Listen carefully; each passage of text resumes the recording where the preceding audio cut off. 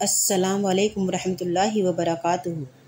حضرت صالحہ مرری رضی اللہ فرماتے ہیں کہ میں ایک مرتبہ جمعہ کی شب میں آخر رات میں جامع مسجد جا رہا تھا کہ صبح کی نماز وہاں پڑھوں، کیونکہ صبح ہونے میں ابھی دیر تھی اور راستے میں ایک قبرستان پڑا تھا، اس لیے وہاں ایک قبر کے قریب میں بیٹھ گیا اور بیٹھتے ہی میری آنکھ لگ گئی۔ میں نے خواب میں دیکھا کہ سب قبریں کھل گئیں اور ان میں سے مردے نکل کر آپس میں ہنسی خوشی باتیں کر رہے ہیں۔ ان میں سے ایک نوجوان بھی قبر سے نکلا جس کے کپڑے میلے تھے اور وہ غمگین سا ایک طرف بیٹھ گیا۔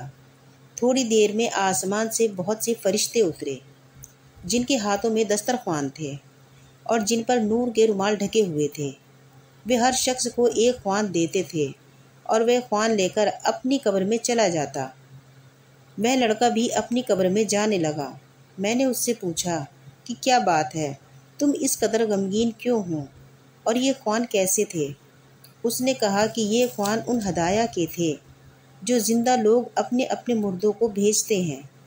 میرے کوئی اور تو ہے نہیں جو بھیجے، ایک والدہ ہے مگر وہ دنیا میں پھنس رہی ہے، اس نے دوسری شادی کر لی، وہ اپنے خاوند میں مشغول رہتی ہے، مجھے کبھی یاد نہیں کرتی۔ میں نے اس سے اس کی والدہ کا پتہ پوچھا اور صبح کو اس پتے پر جا کر اس کی والدہ کو پردے کے پیچھے بلایا اور اس سے اس کے لڑکے کے بارے میں پوچھا اور اس کو اپنا خواب سنایا۔ تو اس عورت نے کہا کہ بے شک وہ میرا لڑکا تھا اور میرے جگر کا ٹکڑا تھا۔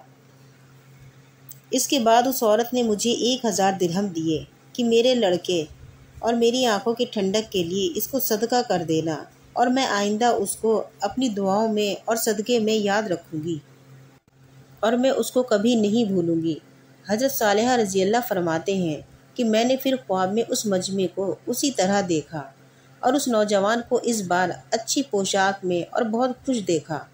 وہ میری طرف دوڑ کر آیا اور کہنے لگا کہ صالحہ، حق تعالی شانہ تمہیں جزائے خیر عطا فرمائے، تمہارا ہدیہ میرے پاس پہنچ گیا۔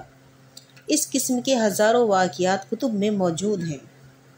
اگر کوئی شخص یہ چاہتا ہے کہ میری اولاد مرنے کے بعد بھی میرے کام آئے تو اسے اپنے موافق اس کو نیک اور صالحہ بنانے کی کوشش کرنی چاہیے کہ یہ حقیقت میں اولاد کے لیے بھی خیر خواہی ہے اور اپنے لیے بھی خیر خواہی ہے۔ اللہ جل شانہ کا پاک ارشاد ہے کہ اے ایمان والو، اپنے آپ کو اور اپنے اہل عیال کو جہنم کی آگ سے بچاؤ۔